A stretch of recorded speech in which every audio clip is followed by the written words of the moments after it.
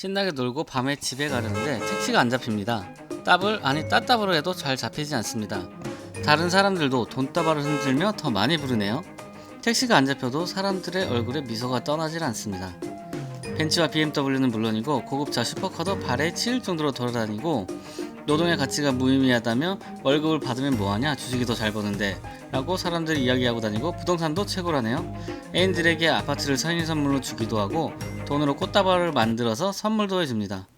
뉴욕의 심장과도 같은 록펠러 센터, 엠파이어 스테이트 빌딩도 구입을 완료했어요.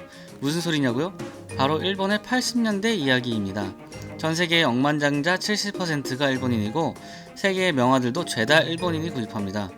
일본이 미국 GDP를 잠시 추월하기도 합니다. 1980에서 90년대 사이의 일이고, 이보다 30-40년 전에 일본은 미국에게 폭탄을 맞는 등 전쟁의 여파로 힘들었을 텐데 어느새 부활해서 추월을 했을까요?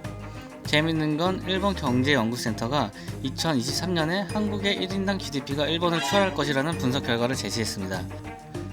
일본의 버블, 그리고 잃어버린 30년 살펴보시죠. 지금의 한국과 비슷한 점이 있을까요? 냠냠냠냠냠냠냠냠냠 지식 냠냠. 일본은 꾸준히 산업의 내실을 쌓으며 1970년대 들어서 싸구려 이미지를 탈피하고, 일본 토요타가 미국 시장을 잠식하고, 토시바가 반도체 시장을 잠식해서 미국 IBM이 램 사업을 포기하게 하는 등 성공 가도를 달리고요. 소니의 워크맨, 닌텐도 등도 인기를 끕니다. 당시 일본이 가진 수출 파워는 엄청났습니다. 과도한 무역 적자와 오일 쇼크로 고생하던 미국은 이 상황이 정말 싫었습니다. 그래서 1985년 뉴욕 플라자 호텔에서 G5, 미국, 프랑스, 영국, 독일, 일본의 재무 관료들을 불러서 반강제로 엔화의 가치를 조정해버립니다. 주요 통화 대비 기축 통화인 달러의 환율을 안정시키는 것이 바람직하다는 게 명분이었습니다. 1달러당 250엔이던 환율은 120엔 초반선까지 하락, 뉴욕에 위치한 플라자 호텔에서 맺은 지금날 우리가 부르는 플라자 협정입니다. 환율이 이렇게 되면 간단한 예로 일본의 입장에서 차 한 대당 1000만원 받던 게 500만원 받게 되는 거나, 미국인의 입장에서는 1000만원으로 차 두 대 사던 게 이제는 한 대로 줄어드는 거죠.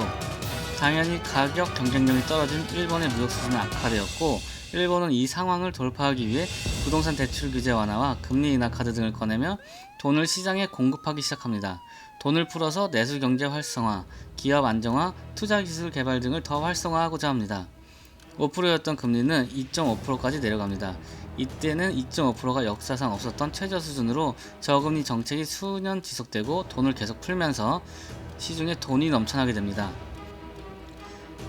1985년에서 90년이 되면서 부동산 가격이 전국 평균 5배, 3대 지역인 도쿄, 오사카, 나고야 상업지는 약 3배, 주택지는 약 11배의 상승을 기록하게 됩니다. 이때 LTV 최대 120%에서 200%. 이 말은 즉 10억짜리 부동산을 사고 싶어서 은행에 가면 10억짜리 부동산을 사주고 추가로 10억을 손에 쥐어준다는 거였죠. 그리고 그 부동산이 또 20억이 되고 30억이 되고 또 대출을 받고 무한정 이렇게 복사가 되는 겁니다. 넘치는 돈은 주식시장의 급등세도 이끌게 됩니다. 전세계 시총 1위도 일본 회사 NTT로 한국으로 치면 KT와 비슷하다고 볼 수 있는데요. 이 회사의 민영화를 시작했는데 공모가와 공모 주식수를 발표하지도 않았는데 사람들이 청약에 몰려들었으며 상장 시초가가 120만원이었고 이틀 만에 25%가 추가 상승, 2주 만에 정확히 2배인 240만원까지 올랐습니다. 도쿄 전력 시총이 일본을 넘어 전세계 탑10 안에 듭니다. 도쿄 가스도 50위 안에 랭크됩니다. 서울 도시가스가 세계 상위 시총이 된다니 삼성 같은 기업체도 아니고 갈 때까지 가는 거죠. 그야말로 광기 그 자체였습니다. 오르기만 해도 절대 떨어지지 않는다는 말이 나오며 거품이 커지는 속도는 가속화됩니다.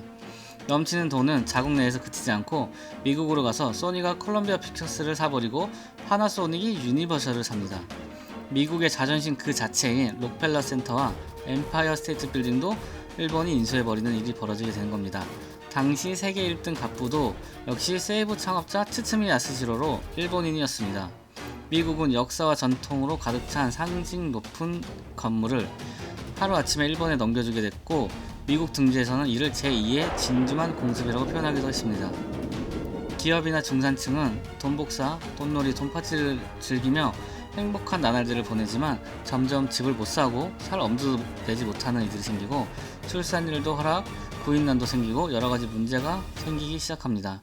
일본 정부는 뒤늦게 시장이 정상적이지 않다고 판단했고 이 모든 것이 거품이 낀 실체 없는 자산이라고 은행들에게 대출을 알아서 컨트롤 좀 하라고 당부하였지만 은행들은 대출 요청이 들어오는데 어쩌겠냐, 그에 대응하는 것도 자신들의 중요한 업무이자 역할이라고 하면서 지적합니다. 당연히 은행 본인들도 수익성이 좋으니 신이 났었겠죠. 일본에서 80년대 후반에 자주 나오던 말은 미국이나 서양에서 더 이상 배울 것은 없다, Japan is number one이라며 자신들을 과대평가합니다. 하지만 서민들은 점점 힘들어지며 집값 자체가 너무 비싸기에 이자율이 낮아도 비용은 감당하기 힘든 수준으로 가버렸고 임대 아파트 추첨에 수많은 줄이 서게 되며 당첨되기는 하늘의 별 따기가 되는 등의 사태가 발생합니다. 이에 정부는 드디어 칼을 빼듭니다. 1989년 중반부터 단기간에 2.5%의 기준금리를 6%로 급격히 올리고 LTV도 70%로 낮춥니다. 세금 인상, 부동산 감정가 현실화 등 몽둥이를 한 번에 여러 개 꺼내서 마구 때리기 시작합니다. 단순히 20억 대출이 있다고 하면 연 5천만원 이자 내던 게 이제는 이자만 1억 2,500만원을 내야 되고 공포 분위기도 조성되니 던지기 시작하고 가격은 하락하는데 LTV도 낮아지니 문제가 심각하겠죠. 이제 대출 초과액을 상환하거나 물건을 받아줄 사람도 없는 거죠. 애초에 20억 집에 대출을 20억 이상 받았고 그 집은 이제 10억이니까요. 전국적으로 아파트와 토지 가격은 절반 이하로 추락했고 대도시 주변에는 개발이 멈춘 유령 도시가 속출합니다. 이때 나라간 자산의 가치가 1경 5천조 원으로 당시 일본 1년 총 GDP의 3배가 넘습니다. 당연히 소비심리 위축 등으로 이어지고 기업들도 현금 흐름이나 리스크 관리는 신경도 쓰지 않고 재테크로 불어나는 자산에 정신이 팔린 경우가 많았기에 기업 부실도 심각하고 은행들도 늦기 시작합니다. 잃어버린 10년이란 말이 이때 생기며 2000년대를 맞이했고 2020년대가 된 지금은 잃어버린 30년이라는 말이 되어버렸습니다. 니케이 지수는 아직 그 당시 가격을 회복 못했습니다.